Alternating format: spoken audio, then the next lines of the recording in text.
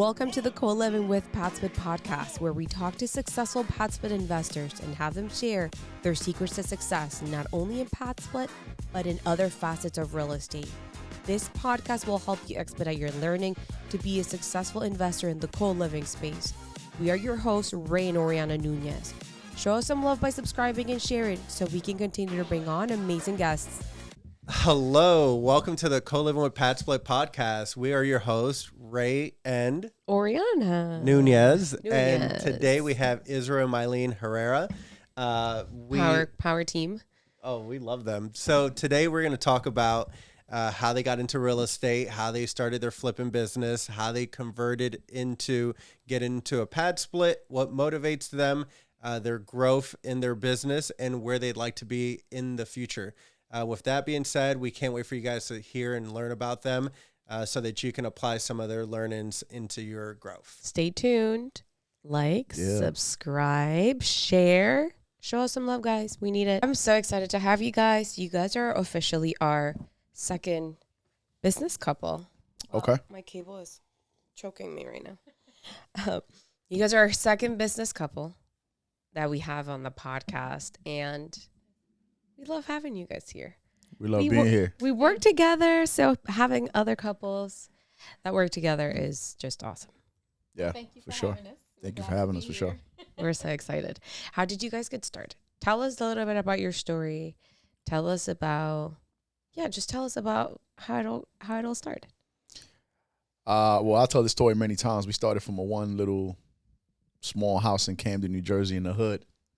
And we were getting our real estate license right in the parking lot of the school, and I just so happened to come across a website called auction.com. And I was like, man, how these houses were going for like $1,000, and I'm like, there's no way you could buy a house for this small, this cheap. I found out How later. long ago? I found out later why. How long ago was this? that? Was back in 2014. Okay. And Maoline was sitting right next to me. We were in our then Tahoe truck that looked like, I was in the Army and I was a drill sergeant, and my soldiers used to think I was selling drugs because I had the dope boy truck with the 22s on it and all that. So we were sitting in that truck. We were, and it became addictive. If you're not familiar with auction.com, you got to start bidding and things like that. And it's like, next bid.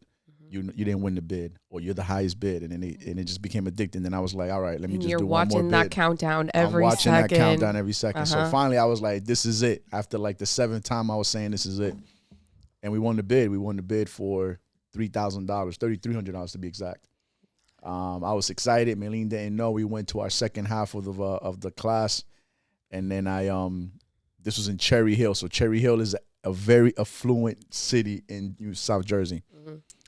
So then we drove to Camden, and the fun began from there.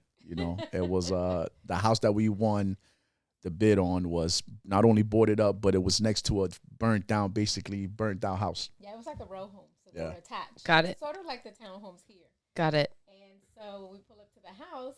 Our house is boarded up, and the house next to it is completely burned. So we were, okay, what do we do? What did we get into? So, but anyways, we got around that. We came about and realized, okay, we have a property. What are we going to do now?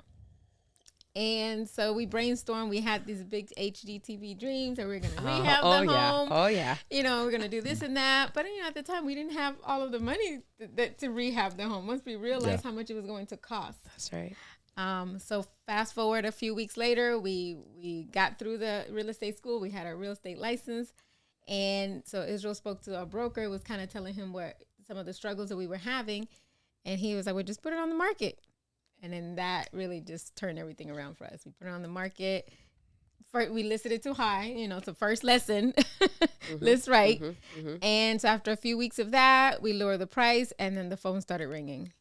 And like Israel said, he was just hooked after that. It was so easily. We sold it to an investor that ultimately became a friend and a partner in another project. Yeah. He bought the house, renovated it, gave it back to us as a listing. We listed it, sold it. So it was like full circle. Nice.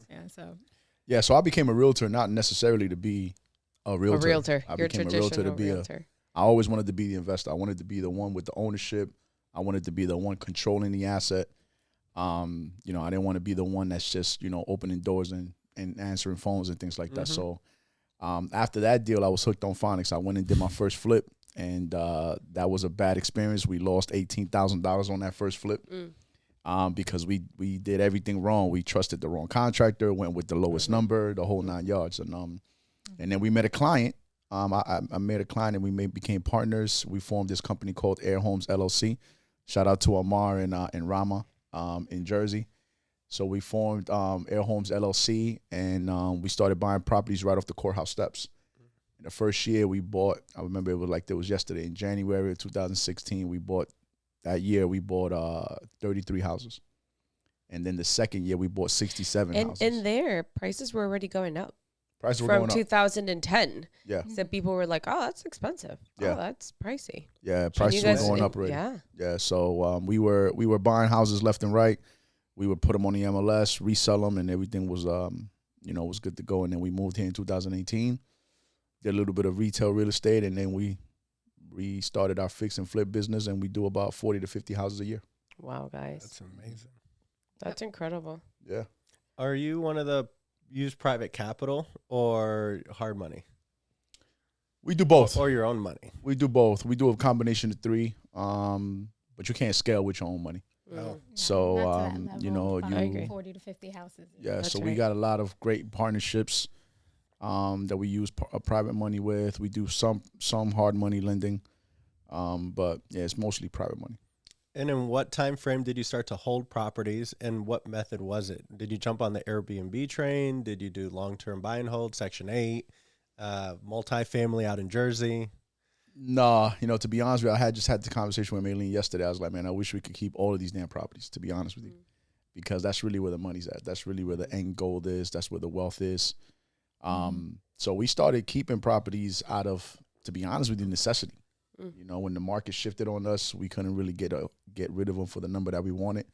We just refied out and kept them, just hoping for the markets to recuperate, right? But we should have, revisionist history now going into 24 and 25. The goal is to keep about 5 or so a quarter. That's the goal. That's beautiful. That's a big one. We got 12 holes right now. So All in Florida. we got 10 in Florida and 2 in Jersey. Okay. Are the Jersey ones performing good? Oh, I mean, it's a great market. Oh, the Jersey ones are freaking awesome, man. Who I'm would've thinking thought? about going back over there and buying some more, to be honest with you. We got this one property in Jersey where we bought it for like, I don't know, 30 grand, something like that. No, I think it was 18. We bought it for 18, renovated it, and we refied out of it. We're all into it for 55, and the thing is probably worth about 180 right now.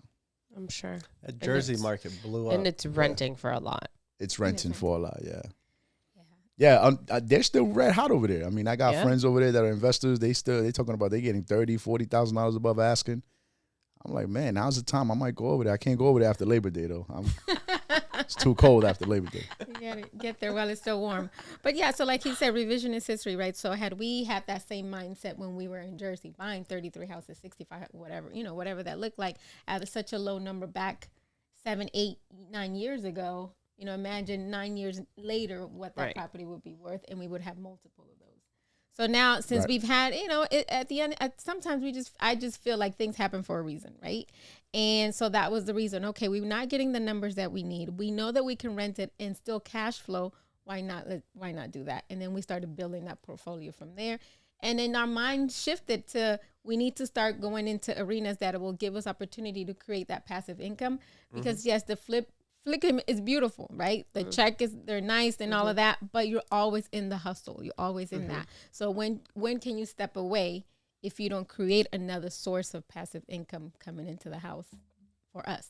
Yeah. So that active income is super exciting. It's thrilling, right? It's like the hunt, the chase. It's so good. But to your point, like, you do need that passive cash flow to step out of it, to be able to do, because you got to go do it again. Family things and other things. Correct. You're as good as your last sale. Yeah. Exactly. And also something to pass down to your children. Correct. Because this is why Legacy. we do this, right? So how do we create that legacy? And they go into adulthood with a different mindset and different opportunities that we didn't necessarily have. right? But That's we're right. trying to create for them. So How involved are your kids in the business? I know they're young. Yeah, You know. they used to be very involved because they have no choice, right? They used to go to open houses with us. On They used to- weekends. I got Go to pictures Home of my Depot, son. picking up I material. got pictures of my oldest son putting up bandit signs with me in Camden, in the hood, on corners in the cold. So we had that bonding time. So they're involved. They know exactly. My youngest son actually would be able to take a productive Zillow call. That's He'd be awesome. he'd be able to take a Good. productive Zillow call, hit all the points, and get an appointment. and get an appointment. That's good. Yeah, so they're involved in that solid. sense. Yeah. Yeah, they were involved. I mean, like for me, open houses, I would take them to open houses. Yeah. Just, it's always safer to have an additional person there. I agree. And they would put up signs and, help try to get people in the door and kind of manage that as I'm touring with someone, the property. They make sure to control the crowd coming in and, go to showings. They didn't love that all the time, but it was like, hey, pick up from school. We got a showing, then we drop off at basketball. It's like, you got to come with me. Right. I love that. I Yeah. love that. It instills them the skills you need to understand on what is necessary in the real estate game. It's not just, hey, we Exactly. sold something, we're at a closing table. No, there's a whole bunch of steps that came before. Yeah, there's a Before we process. get- Yep. Yeah, it's a process. So. Sure. So you guys are agents and you have a team, right? Yeah. How are you guys acquiring deals? Because everyone asks questions. Today's market sucks. You can't find a fix and flip. You can't find a PadSplit. You can't find a rental. You're finding deals, obviously. Are you sourcing it yourself or are you buying it from people? We got different methods. We actually still get them from the MLS, and MLS is a very, very big source for us. We scour the MLS every morning. My team does, and then we do direct to seller, obviously, and we have relationships with wholesalers. So that's our three methods. Yeah, Love that. MLS is kind of very slept on. very slept on. We wholesale, right? Yeah, And we wholesale with MLS. yeah. And everybody was like, that's terrible. Mm-hmm. That's not lucrative. That's stupid. Yeah, Hey, all the deals were there. yeah. There's a lot of agents that might find a client that's an investor has no idea how to approach that listing. Yeah. And they're just going to go ahead and put it on the MLS. Yeah. Right. So we see so much value in MLS, and there's competition, but also not as much because not every investor is in MLS because they're with the wholesalers. So they're more in the off market side. Number one is lean because there's no marketing costs. That's right. Mhm. Number two, you get a commission if you're licensed. Yeah. I mean, there's And very it's- many benefits to And scour the the flip MLS. of that, a lot of investors are not licensed, so they don't have the capability of going in there, and you're kind of trusting someone else to tell you, Yeah. hey, this is a great deal. Yeah. When you're licensed and you have the knowledge, you can do the research to find out whether this is a great deal or not. And some of those realtors become your pocket agents now because they know you're Yep. buying. So they they call you before they list. So you even build those relationships. Yep. Exactly. And not only that, with us, in the sense, since we do the rehabs as well, we get realtors that call us, hey, I have a buyer. These are their specs. What do you have? Interesting. Right? So That's awesome. The flip side of that, we also get those opportunities. So Are you also licensed in Jersey? Yeah, you said that. But Yeah. you kept it. Yeah, we kept it. Okay. That's good. How do you guys distribute your responsibilities in the business? We need, like Jay said, we need more people. We definitely need more people. We don't have enough. We got a lot of contractors. That's our superpower. We That's have our over superpower. 45, 50 contractors. Jesus. We got a contractor for everything. But we definitely need more people on the admin side of things. on the admin right? side of things. What That's you looking where- for? People watch this. That's Oh, I'm looking for an additional admin person so we can get Ashley out of that role and elevate her to a more leadership role. We're looking for more cold callers. We're looking for people that can put together contracts on the weekends. A lot of admin things. admin things. It's we're still involved in a lot of that, but it's because it's tough. I think people come into this life, they don't understand what it takes, especially when you're working on 25, 26 projects at the same time. Oh, yeah. It can be very hectic. It can be very demanding. And, we're also, we have to be very demanding as well because these things need to get done, and so we need that dedication. It's hard, and it's hard to find, so, and you don't want to say, you want to delegate it, but it's also like, if it's not going to get done correctly, then it's like a trickling effect because it affects everyone else. So I might as well, I need to get it done. If I need a dumpster at a site and it's not there, that contractor that brought his crew to the house that day, that's a waste of money. That's a waste of day. That's right. It stops the work. If the electricity is not on, it stops work that day. You know, utilities on time, all that. It stops, and people think, well, that's just so insignificant, but it's not. You know, so anyway. Every day counts. Every day counts. Is there a book coming soon? Because there has to be like a manual. You guys have to have a SOP somewhere. You need to have some SOPs for sure. Yeah, I just got to sit down and write it. I just need to make the time to sit down. I got to sit down and write. We have some basic SOPs, but it's not as detailed, right? Yeah. Someone could come in and, okay, we have the basic knowledge of what needs to happen, but it's you know, there's a lot more to it. There's a lot to it, for sure. We did 7 projects at a time. And that was a lot. So 20 plus, like, whew. Yeah. I cannot. Every day's an adventure. I can't imagine, but like, you know, that's definitely. It's a struggle a lot to manage. We didn't have 40 contractors. Yeah. We just had one in this. Oh my goodness. He wasn't a good. It didn't turn out to be really good. It's just different personalities. Like Israel's like, I feel like I'm a psychologist. Different personalities, and you know, and the other one is like, oh, but he came and he did, and it's like, listen, I just need it done. Yeah. Just figure it out, get it done, okay? I cannot solve your problems. I need you to solve problems for me. That's funny. Out of curiosity, who does project? So somebody has to be in charge in my head of the business to some degree, acquisitions, contracts, which contractor, who's doing project management, who's the thinker or the what's the term for it, the person who comes up with ideas, and who's the implementer between you two? I think visionary. It depends on what it is, or it depends on what task it is, right? So Israel's more of like the hands-on of looking for the deals, you know, that acquiring the deals, that sort of thing, negotiating that piece of it. You know, and then I do more of like the admin piece and help in that sense. And then the design aspect, we kind of work together on that. Certain things at this point, right, since we've done so many of them, he already knows, okay, the kitchen, we need to open it up. He kind of figures out the layout that he thinks that I'm going to like, right? If it's a house that's a little bit different than the norm, then we'll discuss it. But otherwise, he kind of already knows, okay, this is the layout that she'll probably prefer. And then we just discussed the design piece of it, as far as like the color scheme, things like that. He leaves that up to me, so I handle that. I never really go to him for that. So it really just depends on what lane we're working on. He has his specific sets of skills, and it really comes down to the skill set. There's some things that he's so much better at than I am, right? So I just let him roll with it. And there's things that I'm better. He just lets me roll with it. And then whatever's in the middle, we just kind of come together. It's like, okay, what do you think? Yeah, but now that you say that, it opens up more questions, right? You asked, what do you need in the business? And now that sparked the question. Is like, yeah, I do need a project manager. Mm-hmm. I need somebody that can be in charge of acquisitions, because I do acquisitions. I do project management. I go to the sites and crack the whip on the contractors and things like that. You gotta do it. So I need somebody to be in the field, because right now my Tesla has 164,000 miles on it, and it's only a 2021 model. So yeah, I need that. I need an acquisitions manager, and I need a project manager. That's really what we're hurting for. Yeah. I like to think operationally. You're driving from Ocala to Tampa, Orlando. And if you're involved in your business, then you're not really scouting out and seeing what's next. Yeah. So I like to try to pick brains and implement it on my own. No, I mean, and that is a challenge, because you have to then time block. Okay, I know that I have to go to Ocala today for check on these 3 projects. So then my morning may look like I have an early morning, get on the MLS. And like I said, we have a team also that scours for properties and, you know, opportunities for us. They'll send it over. We kind of have to review it. So that kind of helps a little bit, right? Because I'm not sitting there on the MLS all morning or however many hours trying to find deals.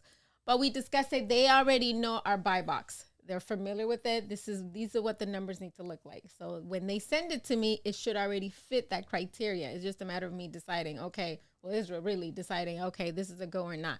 Something he's unsure about, then we discuss it. So if there's any arena that we're unsure of something, we'll discuss it together. Hey, what do you think about this? But otherwise, you know, if I make a decision, then it's a go. It's not like, why did you decide that? If he makes a decision, it's a go, unless it's something outside of the norm. But it will definitely help, as we said, you know, as we scale and continue to grow, because we want to grow into other areas. We do need that help in order to be able to focus on the certain aspects of the business that we're trying to grow. Yeah. Right.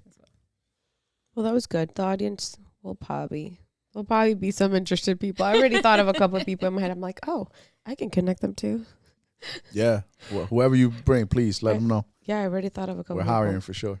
Have you guys felt a little bit of a market shift with the flips? Because a lot of we hear mixed, right? We hear, since we're not flipping day in day, do you feel like something has shifted? Do you see increase, decrease in pricing? Like, well, how has that been in the past 6 months? Because, not even a year, in the past 6 months. It's definitely shifting. It's like somebody turned the lights off on the market. For sure. For sure. So if you're weak in the near, it's just not for the weary, for sure. So it's definitely shifted. It's like we have 14 flips on the market right now. 14. Yeah. None of them are selling. Yeah. How much time do you anticipate it to sell then at that point before you start to say, rental? Like before it's like, okay, 30 days, this needs to sell. Right. Well, like Plan some of B. them, some of them, it doesn't really make sense to rent, right? Because then it becomes a luxury rental. Right. Yeah. We don't really have much experience in that. We'll have to dive into that and see where that's I at. didn't even ask that. Your Yeah. flips, what type of flips are they? Yeah, so that's another thing we're trying to, we're always pivoting, right? We're always pivoting. Right now, I'm looking to clear out my entire board and go strictly luxury flips or new construction. We're doing 2 new constructions right now in Ocala, and I love it. Bellevue? What part? East side or west side near the airport? Something Shore. Something, I forget what the name of it is. I think it's Shore Point, something Shore. But yeah, I love it. I love the fact that for number one, it's new. Number 2, you're not gonna have to deal with many inspections or anything like that, but the city, and people just gravitate towards that. You know what I mean? So I feel like next year I want to do about 50 of them. Those are what I want to do. I want to do about 50 of them because then at that point in time, then I can change. Okay, I'll do the $200,000 to $400,000 range in that level. But the luxury flips, I feel like it's where it's at. We're doing 2 of them right now. One in Siesta Key and one in nice. St. Pete. Beautiful. We're doing both of them, and I just feel like those are going to be huge money makers for us. Yeah. Love that. So it just depends. Some of them, like Israel said, some make sense to use as a rental, some to switch them over to rental, some don't. I mean, we're still kind of hoping that, they will sell because ultimately that's the goal to kind of, we still want to build the inventory, but that's the goal to get those sold. And I also find that it depends on the pockets of the areas, depends on where the property is. Because some of them, I mean, even with some recently, we've actually gotten multiple offers as well. So it's not overall... That's a good point. Anything Conway, Gone. Oh, yeah. gone. Winter Park for the most part, gone. Gone. Oviedo, Longwood for the most part, gone if you price it right. But I just feel like at this point in time, you just have to become more savvy in buying them lower to sell them lower. Right. You just have to adjust your price by, I would say, 5 to 10% on both ends. Money's Lower made end on the and acquisition. lower end, yeah, for sure. Yeah. How did you guys get into PadSplit? That was my next question. I'm like, so I remember From you. Yeah, I remember. That's funny. I remember us hearing from. We work with her at Stonebridge. Oh, Giselle? Yeah. So Giselle, we worked with Giselle for a while. Shout out Big G. We love her. Love We G. love her. We love her. She's amazing. And she's like very curious about PadSplit, but sometimes maybe like, on the fence. And then she's like, no, I gotta introduce you to somebody. And that's how the introduction happened with you and them. Oh, I didn't even know that. G, Put it together. G is the ultimate dispo agent. Oh, she's Yeah. a beast. Yeah, she's amazing. She's a Acquisition fiend. beast. We worked with her wholesaling, I think back in 16, 17. Yeah. And she's like, I could do it on my own and then crush it ever since. But okay, introduction. You guys are flipping. You guys are doing a lot of properties, and you guys have a property, and we won't specify, but College Park area, Winter Park area. Yeah. And what was the difference? What did you see in that particular property? I know we walked it. I know our story, but so that people can understand, this might be too good of an area. This is smaller house potentially. You guys are both creative. You guys go through acquisitions and understand design and everything. What went through your heads when you assessed this and said, okay, well, the stuff that's coming out of Ray's mouth, I trust or don't trust, but the numbers I kind of trust or don't trust. But this is what we're going to do to buffer and be safe in this transaction. Well, first of all, I want to give you your flowers on this platform because I don't think I've ever told you this, but you have an abundant personality and a giving personality, and I want to thank you for that because if it wasn't for you, we would have never known about PadSplit and that one little college park bungalow is what I call it, would not be doing the numbers that it's doing right now. So I appreciate you, my brother. I really Appreciate do. it, brother. So when you walked that property, we were just having a tenant come out of that property. And I was happy because that tenant was paying $3,000. I'm very that was transparent. long term. Yeah, I was long term, and I never thought for a 3-bedroom, 2-bath, 1,500 square feet, I can get $3,000 at that point. I never thought I could get $3,000 at that point. I mean, it's a good location. The location, I think the location helped, but still, the size of the home, right. 3 bedrooms, 2-bath, 1,500 square feet. It's like, okay, $3,000, but that seemed far fetched, but we got it. Yeah. And then we met Ray. He told us what to do. He told us what to put. And I'm not going to lie to you. I was just like, really, man? People are turning their living rooms into bedrooms, bro? Yeah. Yeah. Like, yeah. Do this and do that. And we still haven't taken your advice fully because that ADU, that little thing in the back, we still haven't done anything with. Yeah, that's a solid one, guys. Yeah. It's so still empty. It could be collecting about $1,000. Could be. Anyhow, Sure. It'll come. it'll come. But, It'll come around. But we went all in. Once I see the model and it makes sense, and you were so gracious, your team was so gracious. You guys sat on a conference call with us, several conference calls. We walked, showed us numbers. Yeah. I'm a numbers guy. You got to show it to me in numbers first. And when I saw the numbers, I remember you showing me something with a gentleman you do business with that has multifamily units. And I was like, Maylene, we gotta get this done, right? Yeah. And now that same bungalow is bringing us in. We just got a check from PadSplit of $5,300. Yep, love it. $5,300. That's after they took their fees. Wow. And that's after they took their cut. Love that. Yeah. And it was just like we just took that chance, right? And you came in, like your team, like Israel mentioned, your team met with us countless, we walked countless properties with you, and we were kind of like on the fence, like, should we do, should we not? But it's like, hey, let's try it. And I was on the fence about converting that living room space. And I'm like, well, I don't know. Would people want that? And it's been working great, phenomenal. I mean, we have great tenants. There was some turnover at the beginning, but since that, it's been great. They pay on time. One of the rooms that we're getting $329 a week in that room. Yeah. We have had consistently. Nobody has complained about it. Yeah. And, in all the other rooms, I mean, they rent well. So like Israel said, we just got to check for $5,300 after they took their fees out. And so maybe I should send you my entire inventory. We could walk it now. I know. Let's walk it. See where we can change over. He's ready to go. Term. That's how it starts. We're always like, just try with one. Hey, just try with one. We don't want you to convert 20 at a time. Just try one. And it becomes very addicting when now you're just like, you know what? We might have other ones that could work. We might have a plan. And people don't know about it. Like, I speak to investors and I tell them all the time. And, as a matter of fact, I have one that I spoke with recently, and I was going to connect them with you guys. But if you have a rental, just look into it because, it could be an opportunity that's life-changing. And if you're working with an investor and a deal is not working as a long-term and hold, it's not working, the numbers aren't working for them, introduce them to PadSplit because that will completely change their mindset.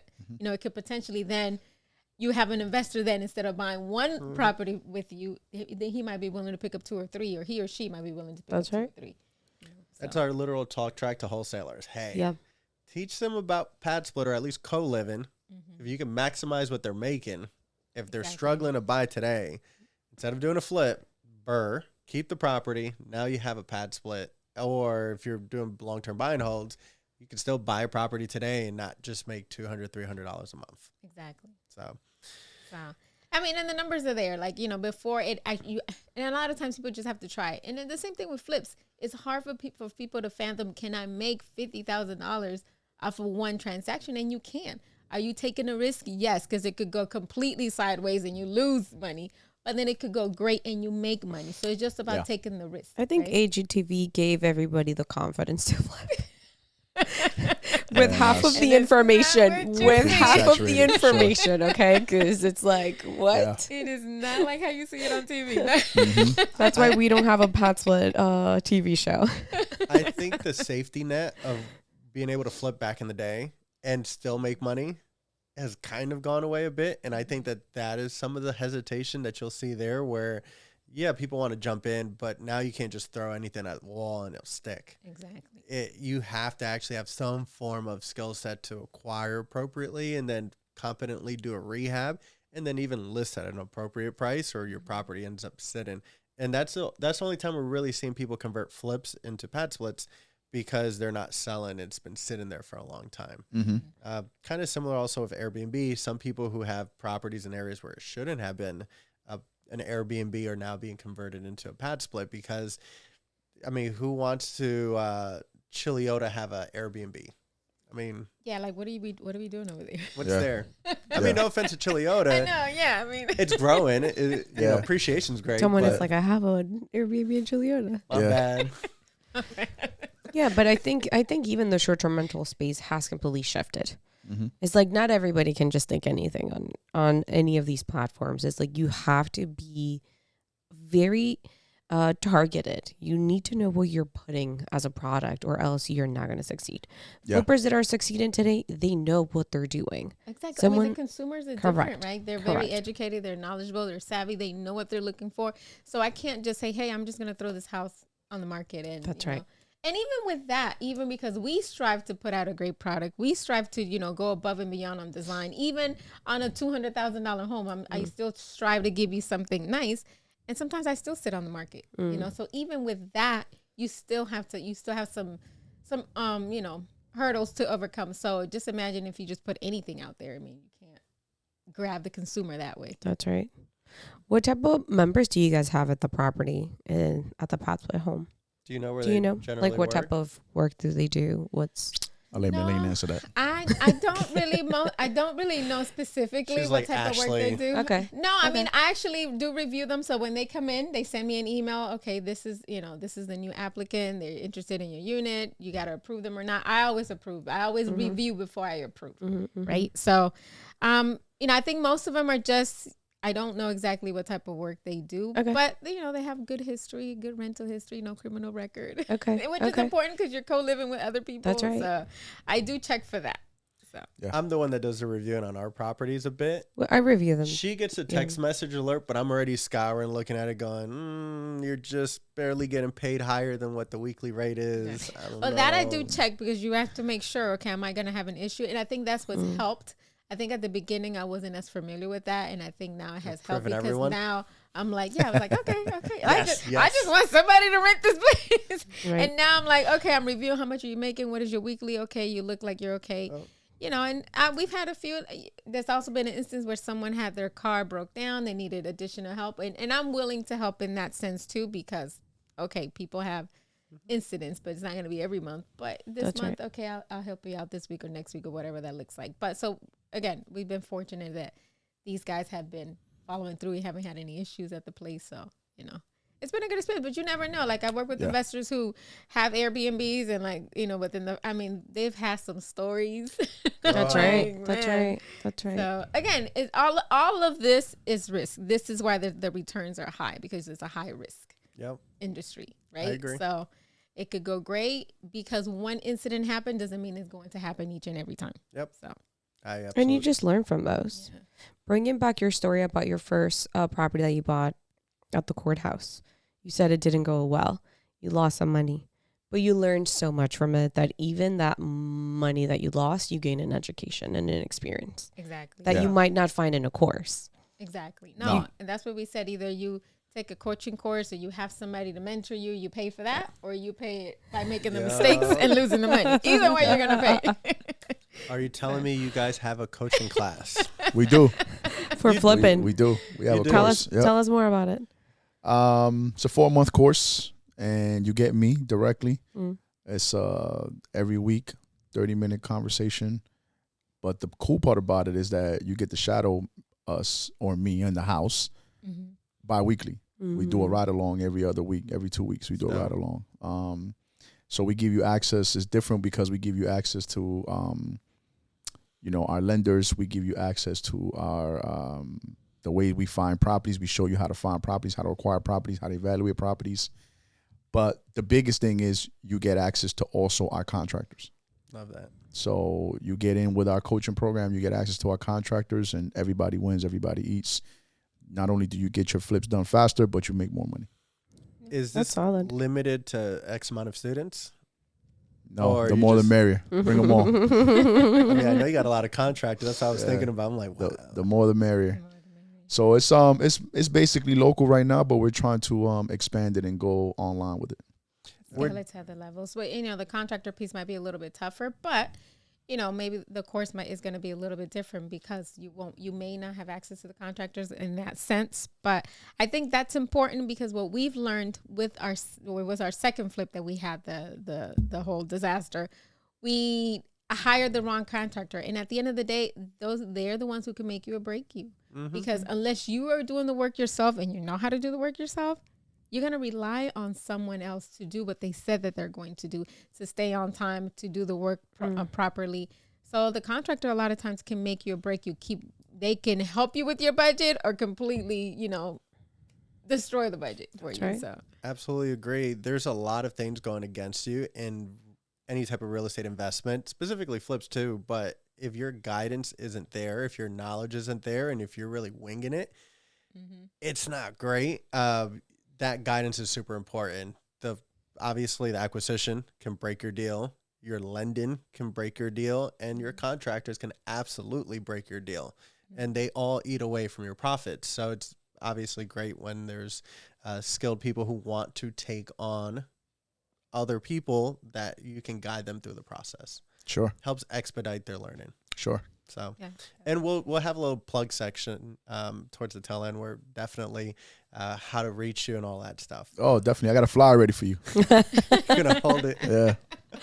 My information here. Yeah. That's so funny. I buy here. I acquire here. Buy box, all that human stuff. Billboard. That's so funny. Wanted to also ask you guys, I remember when we did one of our pad splits, we had a contractor issue, and then our appliances got stolen. Oh, yeah. So sometimes there's even X things that you don't factor in. I walked the house with Ray. He came in and found out that his washer and dryer was stolen. Yeah? Yeah, we walked the house and it was gone. Yeah. That happens. Oh, that was that one. Yeah. Yeah, the first time we walked it. Yeah. I walked in and I was like, wow. Yeah. I tried to keep my composure. I didn't flip or anything, but I walked in and I looked. It was disappointment. I'm just like, damn. Wait, our house? Yeah, baby. The same one. That's the one that I'm talking about. Oh, yeah. Yep. I was like, they came back and took the AC. They took the AC right after. Like and then we got a citation from the city because the door was taken away. Wow. Because for them to take the stuff out, they had to remove the door. Wow. So then we got a citation from the city. That's crazy. Oh, wow. And that took us an entire month. That's another month of delays. Yeah. So that was like, $10,000 or maybe even more between the contractor messing up our flooring, appliances, AC, paying the city. We were able to negotiate the citation, but that's that guidance stuff though. Because if someone just said, "Hey, guys," you see, we learned from experience. Yeah, same. But I could have already learned from experience and told somebody like, "Hey, I should have locked the windows and put camera and an alarm and not put this in until the very last second." Very last second. This is true. Until the home is completely secured, don't put your appliances in there. Nothing of value. We learned, right? Because we've been lucky though. We've been lucky. We've out of all these hundreds of flips we've done, we've only gotten one thing stolen out of our houses, which is a stove. They went in there. They got bold. They took a stove and they just slid it right out of the back. They're like sliding glass door. They're like, we good. And there was furniture in the house, like it was already staged. It was they already didn't touch any of the staging furniture. Oh, wow. Stage, everything, and they needed the stove. They needed the stove apparently because they just took the stove and that was it. Yeah, that's not bad. That's not bad. So you guys are looking into maybe expanding more your PadSplit portfolio soon? Yes. Definitely. We have a few that we've identified, so we're working on that. Because, we really like the model. I think it's a no-brainer. If you're an investor, maybe you can diversify. If you have a few properties, you do put some into PadSplit, kind of test that out while still holding on to your long-term rentals and see how that works. But yeah. And the one thing about PadSplit, we're not reinventing the wheel. Like, you guys come from, up north. People have been renting rooms for years. Yeah, years. So it's not like people rent by the room. Yeah. For decades. Yeah. And you have homes, like nice neighborhoods. People have apartments, their garage, the basements or whatever. They're already converted. They're already converted for that. So it doesn't really matter the location. This is just the way of life because it's so expensive to live out there. That is true. We're just looking at apartments in the city just casually for fun.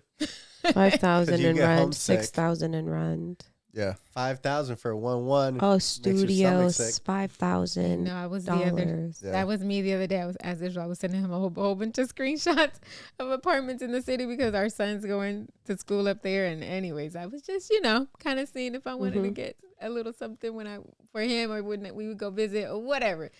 Anyways, I was scrolling through it and I was like, oh, 1 bedroom. This is crazy. You can't even share. Like, you can't even have a roommate. You can't even have a roommate. Like, how do you? That's what we were like, well, we can't even split. That just gave me a thought. A Jersey PadSplit would be a $5,000 room. 4,000, 3,000. I mean, somewhere below 5. But if you have a studio apartment that's $5,000 in the city, and you need the first, the last, the deposit. Yeah. And then you got to furnish it. Yeah, it's crazy. Yep. I'm about to be in Jersey. That's it. Yep. We might have to make it to Looks like we might have to get our licenses soon. Definitely. We might have to make a trip to Jersey. Especially Jersey City, Hoboken. Yeah. Oh my gosh. Weehawken. You got the city views.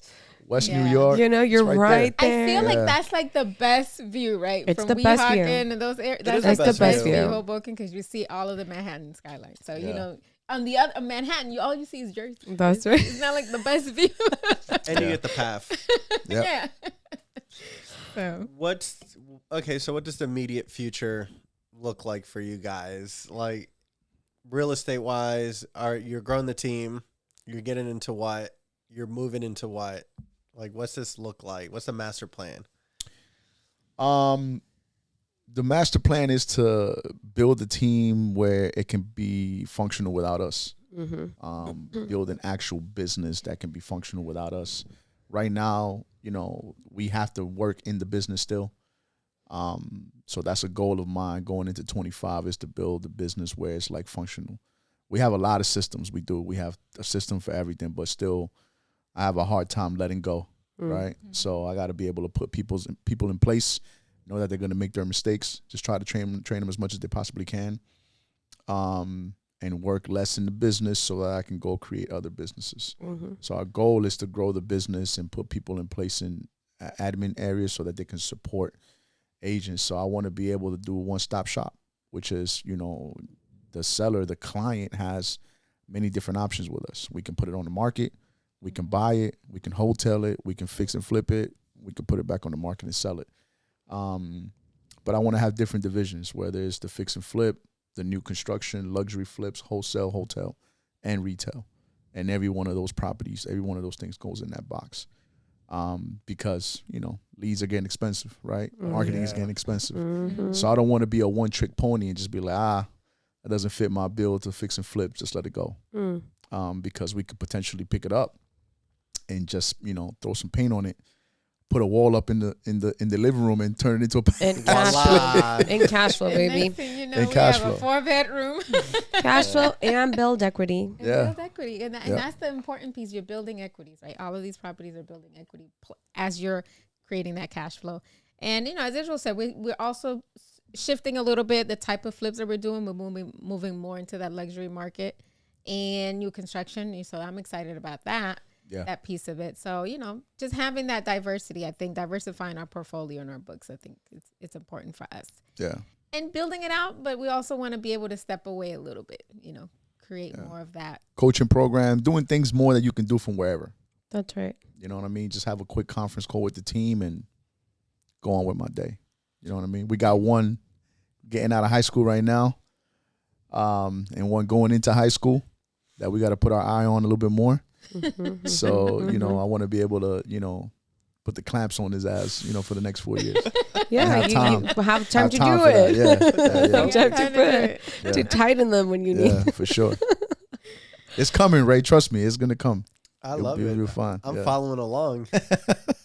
Yeah, I'm keeping an eye out on him. He's great. We've been blessed with both of them. But every kid has a different personality, right?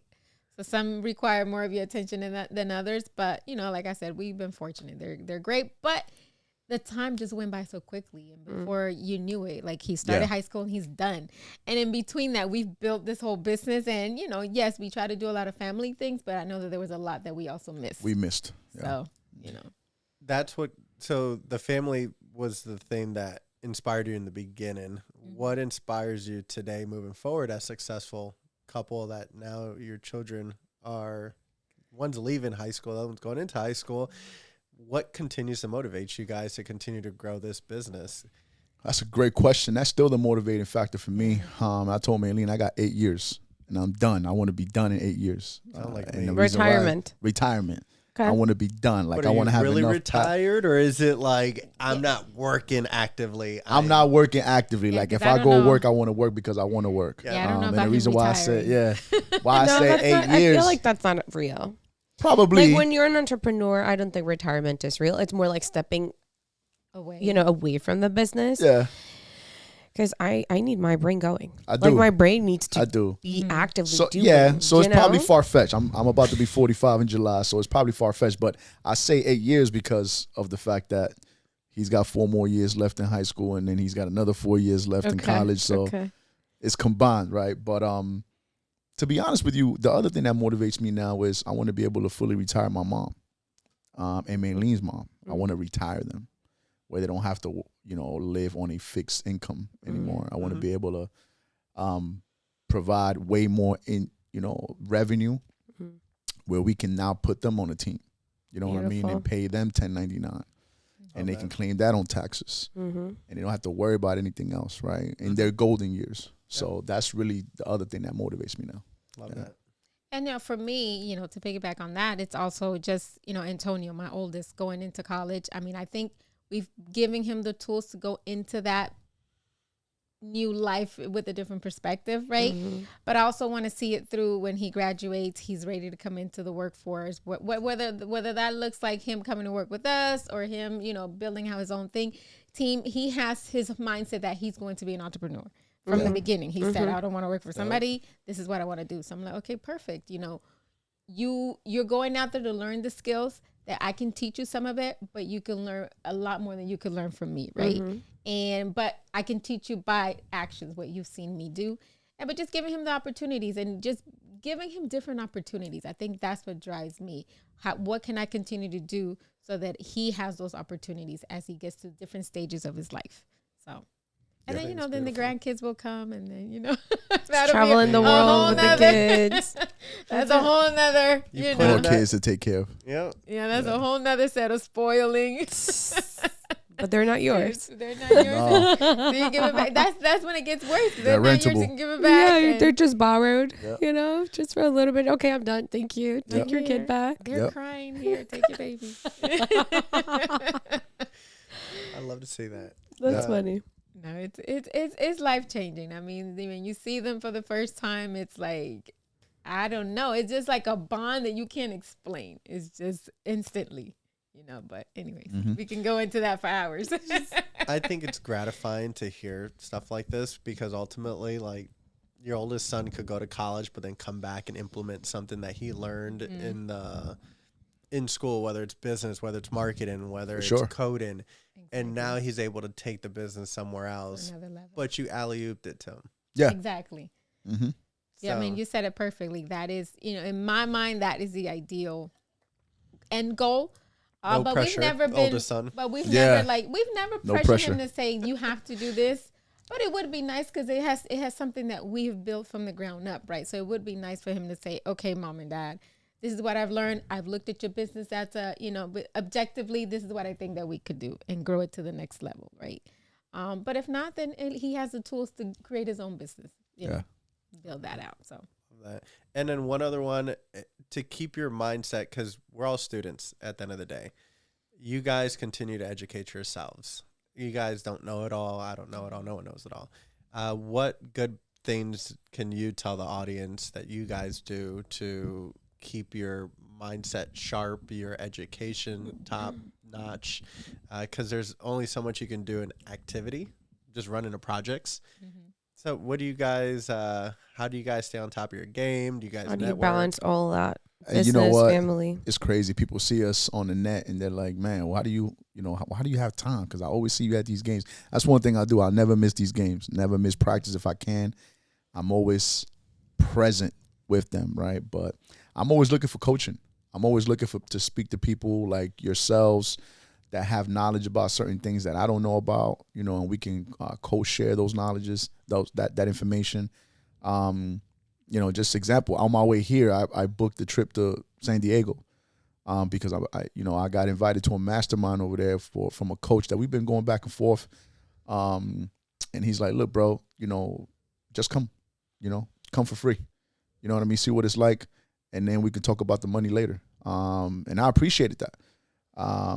But I was so anxious to go. I was like, Maylene, let's all go. So I booked it for all of us, right? So we're going to go to San Diego. But I'm always looking for coaching, new ideas, new ways to make money, new ways to create businesses. Because when I go, I just want to be able to leave them behind to the kids, Yep. So for me, it's coaching and information, reading a book or an audio book or, getting on a YouTube podcast or something like that. Things like this where we share information. I'm always looking for information that way. Love that. I mean, the same for me, podcasts. I mean, since I do a lot of the design and focus on that aspect of it, I'm always looking for what's the newest trend. Even doing like checking out new constructions because you get a lot of ideas from them, walking those properties and just seeing what's out there. What are people liking? What are people looking? What's the newest trend? Things of that nature. So that's really what I focus on. So I do more of that, and then just listen to podcasts and network with other agents, and just be open to information that people bring to me. Just be open to it. I think as entrepreneurs, you really need to put yourself around groups that can motivate you and can push you forward. Yes, so you don't feel like you're the only crazy crayon in the box, right? Like, why do I think this way? Why isn't anything enough for me? You know what I mean? And it's because there's other people out there that just have limitless dreams, and you're like, oh, okay, yeah, my brain works that way too. There's other people out there that get close my to you. Yeah. Let me see what we got going on over here. But I think that so you don't feel like you're alone. That's right. You feed off of that energy. Sure. Versus feeling like you're the only one moving Absolutely. forward. Yeah. Exactly. And dragging everyone else. Absolutely. I feel like that's what PadSplit has allowed us to do, even though we've been doing real estate for so long, specifically investing. But we've been able to get in those rooms, get in those spaces where those people are pushing forward in a direction that we were like, holy crap, that's amazing. Mm-hmm. We didn't know about that. And it's helped us a lot too. Yeah. How many PadSplits are you guys up to now? 7 houses, 47 doors. Mm-hmm. Oh, wow. That's awesome. Luckily, blessed enough at this point, 41 rooms, 42 rooms occupied out of the 47. So it's going great. Can't wait for next month. So when those, when that ding hits, right? That email ding hits. We're like, Congratulations. There you go. Paid off. Yeah. Like, you're getting paid. And I'm like, oh, let me see now. Maylene sends me the screenshots all the time of those things. But it's payday. My question for you is how do you because that bothers me, right? So in our PadSplit, we had one room that was always empty, and I'm like, Maylene, why the hell is this thing always empty? Let's drop this shit down to like $3 a month. No, I'm not dropping it, but no, we never. So how do you deal with the 6 rooms that are empty? So we're going to probably do additional outside marketing, or price reduce, or what you can do is set a promo on the platform. Mm-hmm. So you can give a discount for the first 2 months, like a 10% discount the first 2 months. And that type of promotion rewards that someone has to at least be in your property for 2 months. And they'll get 10% off or 20% off, whatever that percent off is. Oh, that's a good idea. you don't have to price reduce because then it just goes right back to the normal price. Yeah. But the other side of not price reducing is like, but then you missed out of income. Sure. So, okay, we reduced to $10, $15, but now it's bringing income versus not bringing Sure. those $250. Sure. So you got to weigh what's more important. Mm-hmm. You know, for example, those move-in fees, some people want to do $50, $150. It's like, but if it's rented for without anybody for a week, now you're losing $150 plus the rent. Take it to zero. It's $150. Yeah. You're now bringing in income. Yeah. So what's better, vacant or getting your price that you want and waiting longer? Yeah, I mean those are the things you have to factor. Like I said, you know, there's been times where one of the tenants needed extra time, or you know, where they get to the point where they're like, hey, they're to the point of getting terminated. I'm like, listen, let's give them extra time. It doesn't hurt me any, because if the room is empty, now I got to find somebody to fill it. Right. They're already there. Right. They're showing some interest because they're asking for an extension at least. So let's just work with them, you know. So and gotta it's paid kinda off. weigh. And it's paid off. Yeah. How do you identify they the paid perfect off. PadSplit? Like acquisition price Damn, or bro, I wanted to layout. ask you that in this interview. That's funny. I think honestly, layout is the most important piece. Yeah. It's not square footage. It's not, I mean, bathroom count is super important, but layout is really the key factor in a perfect PadSplit. Mm-hmm. Where we walk properties, and I keep You're referencing talking this. physical. I'm talking about physical, yeah. Because location's the other. Right, no, of course, it's Important. real estate. Real estate is location. So it always matters. Location always matters. But interior design and layout, that's the most important piece. Yeah. If you walk into a room, and let's say this room had window here, window on the other side, because of the layout of it, you can put the wall down the middle because this room is big enough to do 2 8x10s. So that was very important, that you have 2 windows that aren't right next to each other. Now you don't have to go do exterior construction and pull permits because you're messing the outside of the house up. So layout, you can have oversized rooms that you can generate multiple rooms from because it's an oversized room. And because as an office space, that's another room. Dining room, other room. If your house is like a very tiny, like St. Pete property, it's concrete block, it's 3-1. Well, kind of screwed because you're already starting off with 1 bathroom and the house is too small and it's blocked, so it's gonna be hard to shift around, like the layout of it. So if there's like a bedroom bathroom count, And- so if you needed to add an additional bedroom for it to make sense, It's now AGs. you need a whole bathroom. That's why for us, bathroom count is so important when we acquire our PadSplits. You need at least 2. You're looking for at least 2. At least 2. that gets you to 8 And hey, bedrooms. 2.5 will be beautiful, because maybe you can make it the half into a full. like a Yeah. stand-up shower, Correct. something like So that. maybe you can make the half into a full. So for us, the bathroom has been the most important piece. So we don't care if it's a 3-2, 4-2, you know, but that's so big for us.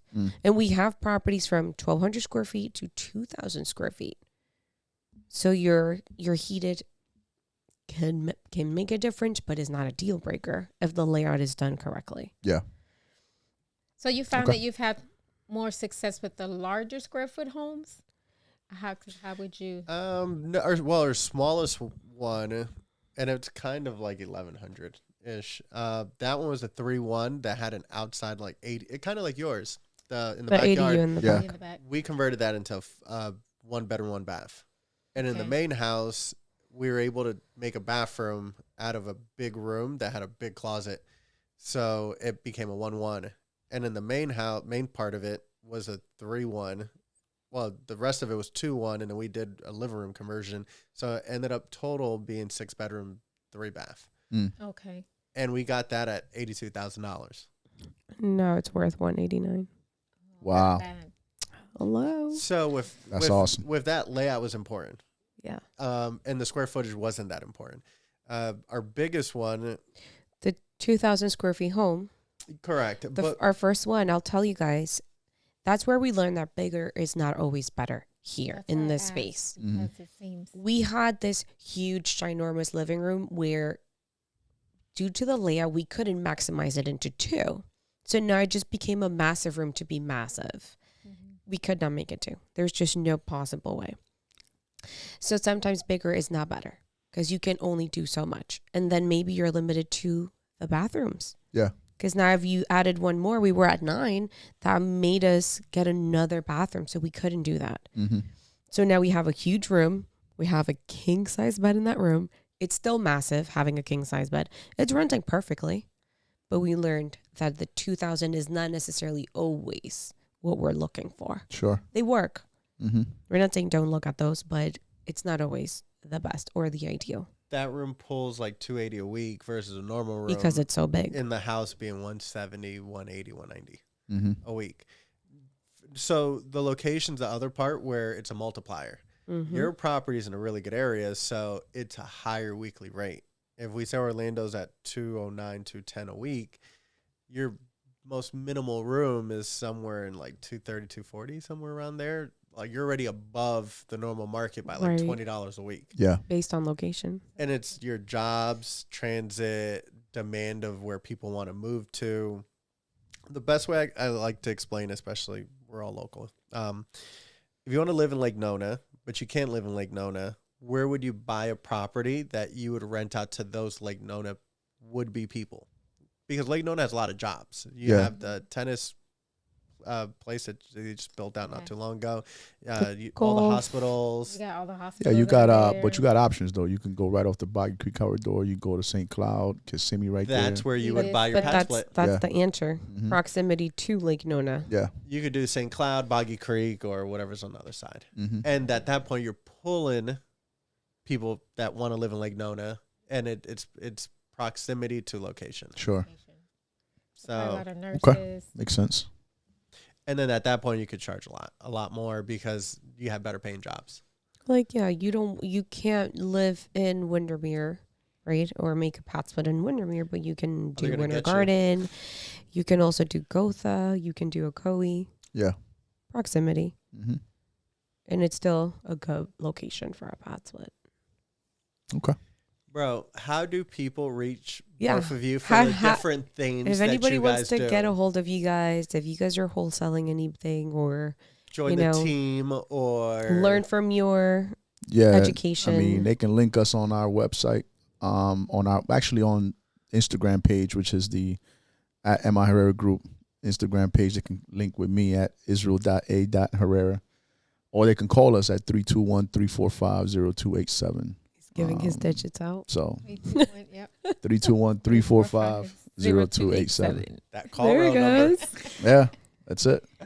And that would be for anyone looking to what specifically? Join the team, send us deals, or talk about coaching. Yeah. Anything that you want to reach out to either one of us, you can call that number.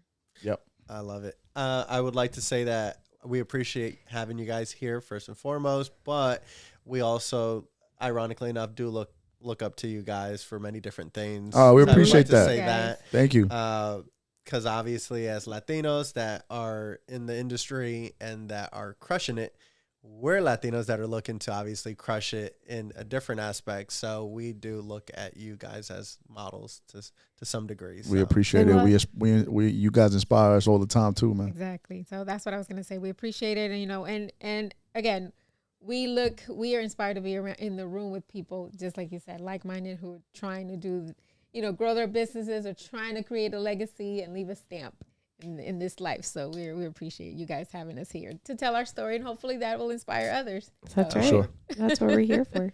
Thank you guys for coming.